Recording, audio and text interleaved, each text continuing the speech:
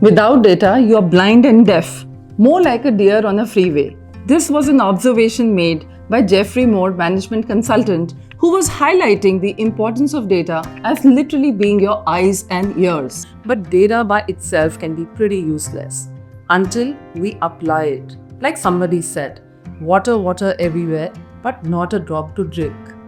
So we are surrounded by data, but we are starved for insights. But today's guest is somebody who has converted data into actionable insights. And that too in a field where large investments are involved and big money is at stake. He advises everyone from developers to occupiers to HNIs to corporates on how to invest in real estate. And his data at ANAROCK forms the bedrock of Indian real estate. Yes, we are talking about Mr. Anuj Puri, Chairman and founder of ANAROCK Property Services, one of the leading and most credible property consultancy services. So it's such a pleasure to have you with us, Mr. Anuj Puri, on the podcast, Unplugged with Namrata. Thank you for your time. Thank you very much. I'm absolutely looking forward to this podcast, and I've seen your earlier podcasts, and I must say is complimenting you and the team that they are brilliantly put together. So thank you for inviting me. I'm super excited, energized and charged to have this conversation with you. Well, thank you. And here we go. As somebody who lays the foundation of investments in real estate by analyzing data, what are the 3 data points that anybody, just about anybody, should keep in mind before he puts his money into property, according to you? So my thought is data is one aspect. Namrata, I think what is also required to understand is that what is the integrity of this data, how authentic this data is. Apart from data, what information can you drive out of that data? Because data will provide you just pure raw data. What is the inference that you can drive? What is the knowledge that you can make out of that data? That's the second point that you really want to, make sure that you appreciate and you understand it.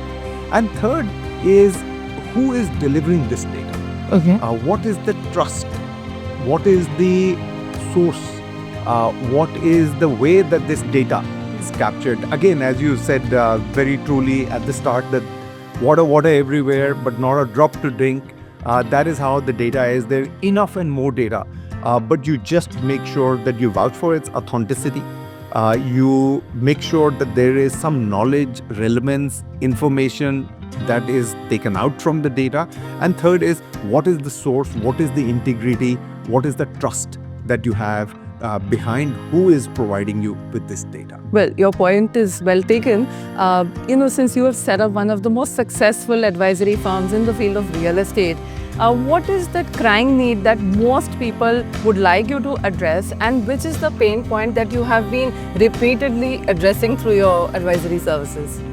I think there are 3 or 4 pain points in my view over the last 30 years that I've discovered that real estate has. One is just the transparency of dealing on the real estate. Whatever said and done in India, we have made a fair amount of progress in the last 1 decade. Yet the transparency is really not up there. We have come several notches up, but I do feel is that it has become from non-transparent to transluent and moving into transparency, but we are not yet up there as far as the transparency is concerned. So I would say first is transparency of the dealing. Second, the most important is relationship. And that is what I find most of the people that I've served over the last 30 years, that I continue to serve in ANAROCK, is about the relationship. So number 1 being transparency, number 2 being a relationship, and number 3 being able to navigate through difficult situations. And difficult situation not only at the time of when you are doing a transaction or when the event is happening. Invariably there are challenges that emerge after the event. How much is too much when it comes to real estate investment? Well, gone are those days when the first home would be your last home. In one's entire lifetime, you tend to create couple of real estate assets. Now, what is the bare minimum? So, for instance, somebody said that at the minimum 1 home and 1 commercial real estate investment. And how much is too much? I think it's a very valid point is that I recall my parents, for example, they got married in early 50s. Yeah. And, they have been living in the same place, for the last sort of 75 odd years. And invariably in that locality, I haven't seen many people sort of Moving. on, and Yeah. they are there. So you're right when you said as your opening statement that most of the Indians continue to stay in one home, Yeah. one house throughout. But when you go to more Western economies, Yes. they'll start with a studio apartment at the time when they're unmarried. When they get married, maybe one bedroom. A starter home. Yeah, that's right. When they get kids, they move up to Aspirational home. second Yeah. bedroom. Yeah. And then as the family grows up, they will go up to the Full lifestyle home. that's right. You're defining it beautifully. So 4 bedroom. And then as the kids start to leave the home, they start to come back into 3 bedroom, 2 bedroom, then one of the partner disappears. And then ultimately go a senior house. That is how the evolution is in more West economies. I do feel is that as this younger India is becoming a consumer of the Indian real estate, Correct. we're going to start to see that. From studio apartment to 1 bedroom to 2 bedroom to 3 bedroom to 4 bedroom as you get at the top of your family, and then as the family starts to sort of go and do things on their own independently, you start to move down. So gone are the days you would have living in a house for 30, 40, 50 years. I think you will see more and more Indians upgrading and then bringing down as the families become smaller and smaller over a period of time. To specifically answer your question, how much is enough? Is it one home, two home, one commercial, one home? I do feel is that in today's world, one home, definitely post-COVID, we have seen that phenomena. We've also seen that the average age of the home buyer has come down considerably. Yes. Because younger guys are now buying homes. Previously, they would rent it. Post-COVID, the scenario is that I want to own my home. Correct. So, clearly one home is One home is the bare minimum. bare minimum. Second is many people are buying second homes. Okay. And so, that has become an in thing, a home in Goa, a home in Kasauli, a home in Nainital, a home in Lonavala or Alibag, somewhere like that they do want to buy. That is the second home. On the commercial side, I would say it's very large investment Yes. that is required. Yeah. And my recommendation will be is don't buy small office space. Don't buy in grade B buildings. It is tough to manage. It's tough to lease it. It's tough to vacate it.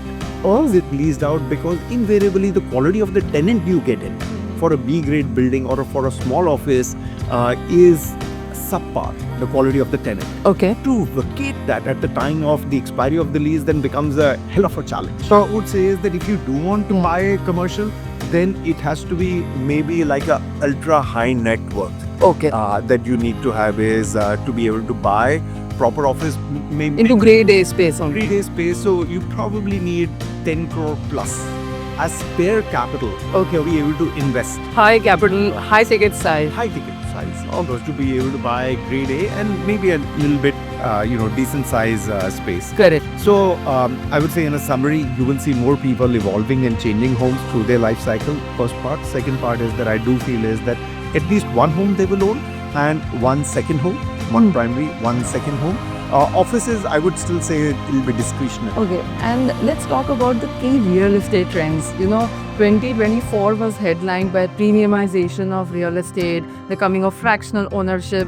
Now, which are those trends which tend to excite you and you think really hold the potential into the future? I think 4 or 5 trends and asset classes that excite me, Namrata. One is this data centers. Oh yeah. Super excited. I do feel is this is a new segment. This is a new asset class that one should really look at. Okay. One should be mindful. One should be investing into it. Again, it requires a large amount of capital. Yeah. Many of the private equity are doing it, but it's an asset class that is here to stay and very much up there. But not for the retail Not use retail. investor. For the retail investor, I will say will be warehousing. Very nice industrial warehousing. It's an asset class with the quick commerce, with the e-commerce, with Make in India. On the manufacturing side, the warehousing industrial has become a guzzler at this moment in time of consuming real estate. So that is the pedigree, I would say, is that if you have the time, inclination, and the money, then really up there is the data centers, followed that by warehouse. Both of them means active involvement in the real estate. Okay. If you're saying is, I want to be an investor, I want to be passive at it because I have a day job, and I'm not going to be able to devote time, then I would say is do it in the REIT, Okay. do it in SM REIT, Yeah. or alternatively in fractional ownership, or as a fund contributor into a fund which is investing into real estate, because the fund manager will look after their real estate. Okay, can you clarify that point? You mentioned active participation of the investor versus a passive investor. What kind of involvement is required from a person if he's investing into the data center versus, let's say, a second home or a REIT or something which is more like a extracurricular activity and not the mainstay of investment? So what is? I think it's a very important question that you ask. Is that what kind of involvement, what quantum of time that is required? Yeah. If you are participating actively in an asset class, then that means is you are find a tenant. Assuming you are buying a built-up space. If you are buying a space which is just raw land and you are built up, then it requires a whole load of different characteristics and expertise and experience. For the point of our discussion, I am assuming that it is a data center or a warehousing that is already built. Okay. That you are buying it. Yes. And maybe it's even tenanted. Once the tenant leaves, you'll find the next tenant. Okay. So that is the cost rent. That is involvement. Second is, to be able to manage it, to maintain. There will be wear and tear. Okay. So you will have to maintain it. The moment the tenant vacates it, you have to go, you have to get it painted, you have to get upgraded, you have to repair it. So there is that active involvement. There is property taxes to be paid up. And it's infrastructure heavy. And it is infrastructure. It's real. You own it. Which is why the biggest players, the very big names, are all behind data centers, and we don't find any small medium scale at all in that space. The thing is, look at warehousing. If you are owning the warehousing space, then you need Active involvement. Versus the REIT, you're trusting the manager of the REIT. You're trusting the SM, the small medium REIT manager, and then you're just investing. Also, the ability to liquidate in that is far quicker. Be it SM REIT, because it's listed on the stock market. Yes. On the warehousing, it is not a liquid asset. Yes. If you invest today and you need money tomorrow, it is at least 6 months before you will get the money. Yes. In a REIT, at the press of the button, like a stock market, you get your money. There's very little transaction cost in the REIT. In this one, there is a friction cost, there is a stamp duty, there is a brokerage. So these are very different. Yeah, and high involvement versus the passive REIT kind of investment. Okay, what are the trends that tend to worry you? The drying up of the affordable housing segment, the you can say decrease in supply of the mid-end or middle bracket housing. Budget 2025. We all thought that it would buck the trend. Has it actually bucked the trend? And are you worried about certain trends which are emanating from the way market forces are operating as of now? What concerns me is absolutely correct what you said is affordable housing. Right. I do feel is that there is enough and more demand. Yes, absolutely. But there's no problem about the demand. My worry is the supply. There is not enough supply coming in from the private developers. There's enough supply coming in from the government side. Yes. That they're doing a great job. Now. Yes, that's right, PMAY. But from the private developer side, there isn't much that is coming in. It used to be enough and more pre-COVID. Yeah. Because during COVID and post-COVID, Namrata, the premium, the luxury, the ultra luxury has started to do well. Yes. So the private developers have moved towards that. More margins there, Yes. making more profit there. The land cost has gone up, as a result of which it lends itself only to premium and ultra luxury or luxury housing is. So my worry is that whilst the demand continues to remain strong on the affordable housing, and the government's doing a great job in being able to deliver on the affordable housing, but the government cannot alone deliver it. It has to be really the private enterprise that will have to sort of contribute on the affordable housing. So is that an appeal that you're making to the private developers? Because even the poster boys of affordable housing have jumped across to the luxury bandwagon. Are the incentives now not enough? Is the initiative and drive not enough from the private developers? What will buck the trend? So, Namrata, my thought is that we can request the private developers to do more affordable housing, but ultimately they're private. Yeah. So, they have to look at it. What is the best margin that is going to be produced from a specific sort of plot of land there? So, I do feel is that the government intervention in policies, more fiscal, more financial incentives for affordable housing, maybe land parcels being earmarked for affordable housing, and where you can only do affordable housing. I think there has to be some thinking that will need to be done on propping the affordable housing. And one other thing that I am excited and I do feel is that should really be looked at is rental housing. Now we're saying is housing for all. It doesn't mean housing for all for them to buy. It could be housing for to take on rent, take it on days. Can institutional players and the large private equity, the Blackstone, Brookfield, GICs, and the Canadian pension funds and the Middle Eastern, pension funds get into this business. Well, that's an exceptional point, I have to say. And do rental housing. Yeah. Globally, they are massive in rental housing. It's a big portion of what they invested. In India, because the yields are so low, correct, compared to offices, compared to investing in malls, where they get 8% yield.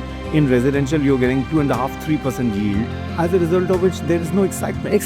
But I do hope is that with, again, some government intervention in that is that you are going to be able to incentivize and build up the yield to such an extent that you are able to get in institutional investors into this play, and it will be a big proportion for housing for all to be contributed through rental housing.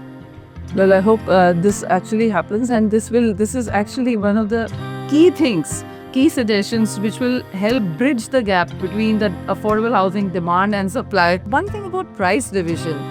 Division of rates is pretty random. Is it just a handful of people in developers' office who decide that, look, let's escalate the price, and if there are takers, then let's look at it as the new normal, so to say, and it never eventually goes back to the old levels. So is there a science behind it, or is it completely a free play of market forces, and can the home buyer or the investor even challenge this random price division? Because what happens, Mr. Puri, that suddenly if I go and book a property on Friday, there's a pressure put on me. Is it a pressure tactic which says that, look, Monday we are escalating the price by 15 to 20%, or is it for real? So let me say there are two parts to this. One is science, one is marketing. So I'll explain the science first, and then I'll come on to the marketing part. Perfect. If you were to look at it, Namrata, from 2020, when COVID hit us, to say 2024, at the start of 2025, 2024, over a 4-year period, we have had a price rise of 56%. Oh, that is a lot now. Yeah. That you may say is nearly 12% per annum. Yeah. Salaries have gone up by 7, 8, 9%. So it has, gone up far greater. But let the full story be told. And the full story is starting from 2013 to 2019. Over that 6-year period, price rise was only 12%. Oh. Cumulatively. Oh, okay. So if you look at it, it was only 2% per annum. Right. Whilst from 2020 to 2024, there has been a sharp price rise of 12-13%. But prior to that, it was only 2%. So that 2% is really catching up. And that is how, if you look at it in the overall scheme of things, Yes. 2040 to 2024, it is, say 68% increase in the price. That is about 6.8% per annum. That is where inflation is at this moment in time. So that is what the science is. That it looks in abstract from 2020 to 24 that it is very stark increase. But when you reveal the full story from 2014 to 2024 over a 10-year period, it is about 6.8%, which is quite palatable. Yet your second point is a very interesting point, is that, I go on a Friday and then I'm threatened that if I don't book it now, and on Monday if I come back, the price rise is going to happen. That is marketing. That is marketing, to be able to put pressure on the consumer, on the customer, to be able to buy at that time. Okay. But I'm not saying that it is unrealistic pressure. At some stage, they do increase the price. Yes. Whether it'll happen on a Monday or whether it'll happen on a Tuesday or whether it'll happen on a Wednesday, I think that is the only discretion. Yeah. But they will increase. What happens, Namrata, is that most of the developers would have a threshold of inventory that gets sold before they increase the price. So it's like driving a car. Okay. So, when you're driving from 0 to 20, you are on the first gear. Then the moment you reach 20, you change it to second gear. The moment you reach, say, 40, you get into third gear, and like this, you change the gears. Similarly on this as well, most of the developers will say is X amount of inventory, say the first 20%, I will sell it at this value. The moment they breach that 20%, the price rise happens because the gear changes. I see. The moment they achieve the sale of that, price rise happens. Okay. So that is the third gear. That is the fourth gear. That is how the price rise is happening, is because at the start of the product, at the start of the development, they would take an average price of the entire development starting from a low value, and every benchmark where they sell, say, 50 apartments, they will increase the price by 10%. 100 apartments, they'll increase by another 5% or 10%. Okay. 200 apartments, they'll increase by another 10%. That's how they take it to the fifth gear. So the later you come in, Yeah. the lesser risk It is. because the development has started to come up, but also means higher price you have to pay. So, Mahagum. Now, Mahagum is the flavor of the season and the biggest talking point globally. Is India's spiritual destination a real estate opportunity? Can the developers do something with the authorities to make this a better experience for spiritual tourists or tourists and travelers from within India and outside of India? Is there a real estate opportunity for Indian real estate developers in Kashi, in Ayodhya, in Prayagraj, and so many of them? So, Namrata, first of all, I must compliment what the government has been able to do it. I was there last weekend. Okay. I experienced, the surge.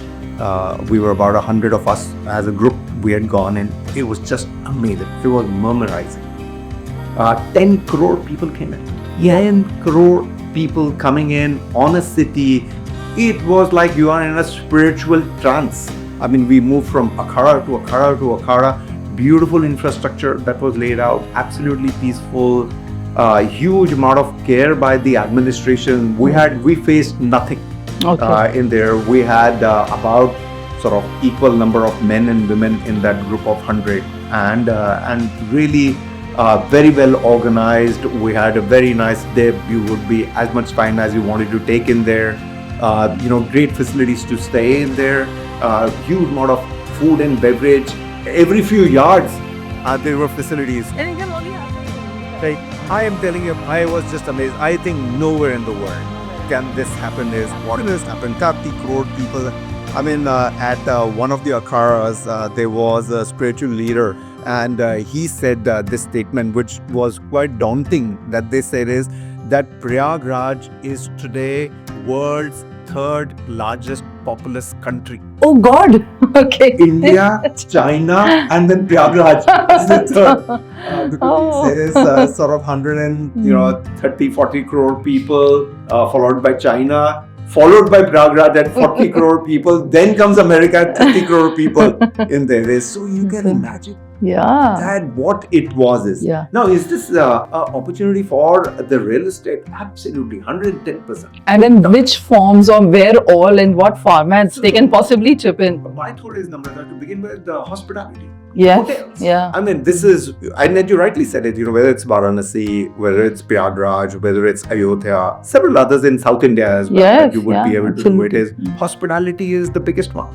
followed by retail, leisure, entertainment, F&B, then followed by your housing. Residential. Beyond that, after what I heard on Saturday, the GCC is coming in. Yes. There's a Global Capability Center. Correct. An Honorable Finance Minister on Saturday announced it, that there is a policy framework with the states that is going to be put up, where there is going to be attractiveness for GCCs to go into tier 2, tier 3 cities. And these are the cities that are going to be able to attract the GCCs as well as. So I do feel is that this is a big opportunity for India. This is a big ecotourism. The government genuinely, I must say, did a fantastic job. Had I not been there first time, I won't have been able to relate to it. Is having stayed there for 2 nights. I do believe is that it was fantastically organized. Can they do it to bring in more organized real estate development like hotels, leisure, tourism, retail, entertainment, GCCs, residential? Absolutely. Yeah. So I am very, very positive that you're going to see as we go through the next decade more organized real estate development in these places. Okay. I think from whatever feedback that even I'm getting from people, they're all commending Yogi Ji's initiative and say that it's pretty seamless. And I think, of course, there's always room for improvement. And like somebody said, it's the biggest room in the house. So we can, as real estate industry, do all that and more to make the experience even better for our tourists from within and without the country, like inside India and outside. So, moving over to our rapid fire segment, which is all about instincts. These are a set of quick fire questions where whatever comes to your mind, just go ahead with that. So, are we ready to go with the segment? Yep. So, one myth about Indian real estate that needs to be busted, according to you. Prices only go up. I can tell you, I've been in the industry for 3 decades. Yeah. They do correct. If not India, then which international market fascinates you the most? Interesting. I would say is Dubai. Okay. And 4 or 5 years ago, I would say I wasn't the biggest fan. It used to be like fragile. It used to be volatile. But this time I've seen over the last 4 or 5 years, they've really done a fantastic job, solidified it. It's become a sort of a global economy. There is, and for the real estate, it is a dream, as you rightly said, is the approvals are quick, the buildings are nicer, the ability to allocate land parcels, the ability to be able to navigate it. It's become also a global place where you get in, people coming in from the east and the west. What's a bigger challenge according to you? Policy uncertainty or high interest rates? I would say clearly policy uncertainty. Uncertainty. Interest rates, navigation, the people know how to do it. The trinity of the policy and its implementation, very clearly, cleanly, in a focused manner is what is required. On the interest rates, navigating the interest rate cycle, I think we all can do it quite easily. Okay. One piece of advice that you would like to give to the first-time home buyers? Don't jump into the first house that you see. Really?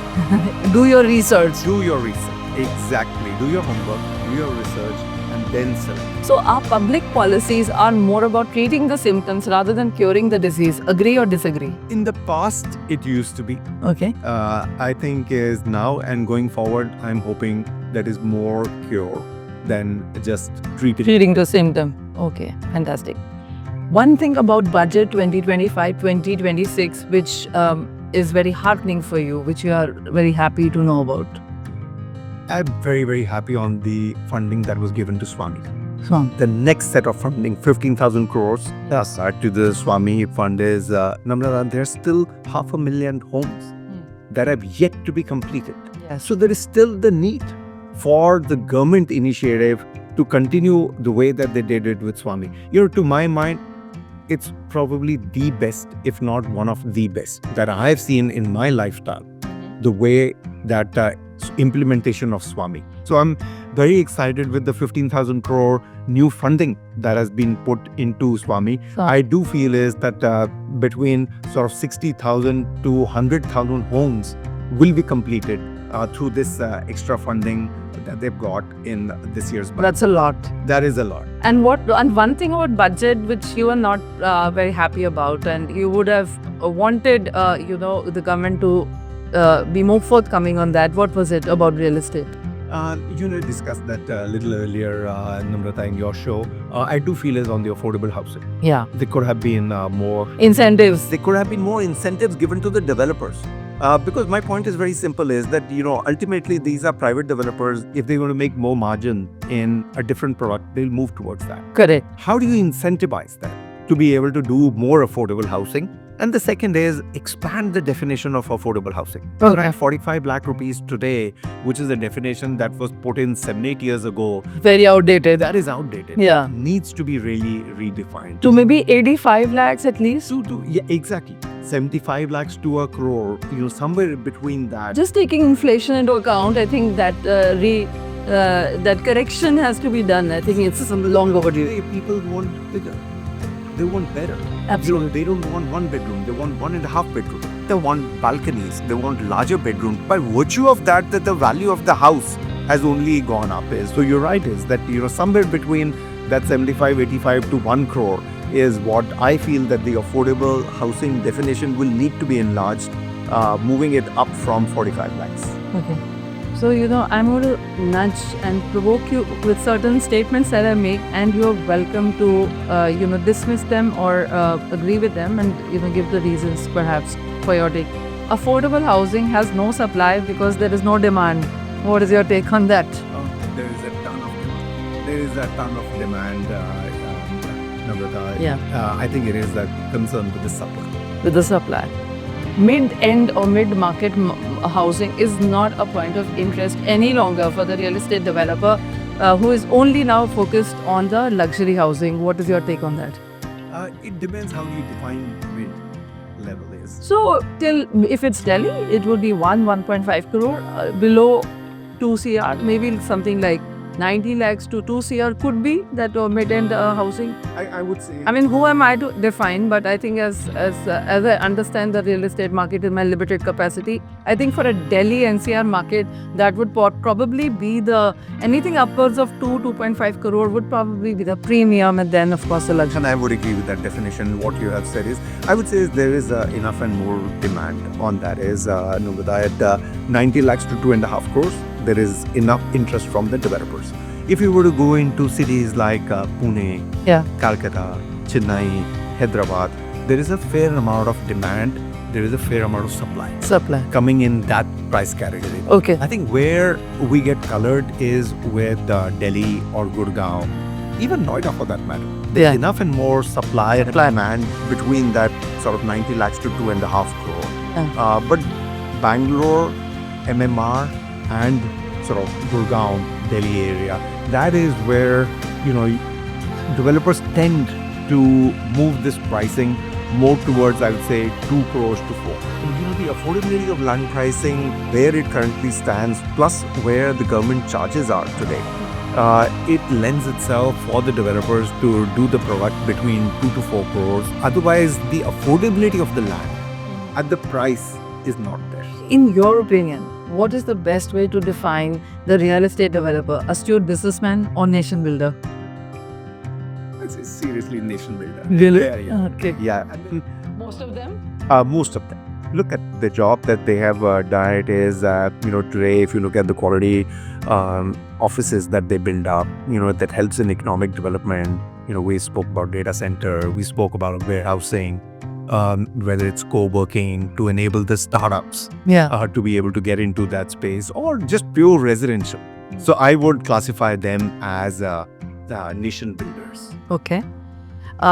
What would be your advice to real estate developers? Have a customer first approach. Okay. Those developers who've had a customer first approach have gone through generations successful and have maintained and gained their presence. They gained their market share, gained the prominence, gained the market share, and today sell at a premium. Is there one segment of real estate that you are betting big on, really big on? What would it be? We did earlier touch on that a little bit. Is to my mind, it'll be warehousing, industrial, logistics, and data centers. And data centers. Having said that, 85% of Indian real estate is residential. So let's not forget that residential is the biggest dada in the room. 85% is residential. So the rest of them are sort of new emerging, like data center, warehousing, and industrial, but residential still continues to remain as the biggest asset class within the Indian real estate. the time to exit a real estate investment is way more important than the time of entry. Agree or disagree? Purely from investment point of view. Purely from an investment point of view, I would say is really both. Namrata, there are time of entry and exit. Both are important, is because it is like a stock market. Yeah. If you actually enter at the top of the cycle, then tough to time the exit. It's all about timing, when you enter and when you exit. Yeah, I would say is, Namrata, although in the stock market may be true to that extent, is in the real estate, it is both timing. And the reason I'm saying is time of entry and exit is because it has to be the fundamental quality of the asset. Correct. That you are investing in. Is if the asset is of a good quality and a good asset class within the Indian real estate, then really to me it doesn't matter as much. Ultimately, you will make money if the quality of the asset and its typology is decent. Oh. Student housing is more about managing amenities, facilities, and hospitality than pure real estate. Agree or disagree? Partially. Okay. And why I say partially agree is, Namrata, it is true is that it is a part of the services that you are doing, which is more hospitality. Yet, if you were to use the word co-living instead of student housing, I would have said is fully true. Okay. More about hospitality than real estate. More about hospitality than real estate is on the co-living side. Yes. On the student housing, the student's ability to pay for hospitality is still much lower because the dad and mom is paying. Senior living isolates the elders rather than integrates them with the community. Agree or disagree? So I agree, in the past it used to be like that. Yeah. Today, I think senior living as a concept has changed on two aspects. Number one, many of the senior living developers are actually making senior living as a integrated, within the same community, having a tower for the senior living. So it is more inclusive. Very nice. Second is, many of the senior living today are saying is that people want to come and live with people of the same age, same class, same genre, so that they have company in there. So it is becoming again inclusive from that perspective. These are not terminally ill people. Yeah. That that they are living in senior homes. These are people in their sort of 60s, 70s who still have huge amount of prime life ahead of them, but they want company. They want like-minded people. They want people of similar age group where they are able to enjoy and yet have the healthcare facility close by. So I do believe is in the past, you're right, it used to be very exclusive, excluding. Today, it has become a lot more Inclusive. Within the same communities, you are having buildings, and within that, the senior living folks are enjoying the company of each other. Okay. At the very end, the last question, your biggest learning from decades in real estate? My biggest learning, Namrata, is that businesses in this sector are built on relationships. Okay. It's all about people. It's not about bricks and mortar. It is not. Cement and glass and concrete. Absolutely right. Because it is a very versatile subject, and it is also an industry that it's getting into the maturity phase, not yet mature. It's also, as we started at the start of our conversation, said it's moving from transfluent to being transparent. So relationships matter. So you have, cemented relationships in real estate. As your tagline says, values over value. I think that says it all. What a pleasure to have you, Mr. Anuj Puri, on the podcast show Unplugged with Namrata. As always, truly engaging, enriching, and even entertaining. I enjoyed the analogies that you gave and the examples, and made it very easy, breezy, light, the very heavy subject of real estate. Thank you very much, Namrata. I had a great time as well with you, and wish you and your viewers all the very best.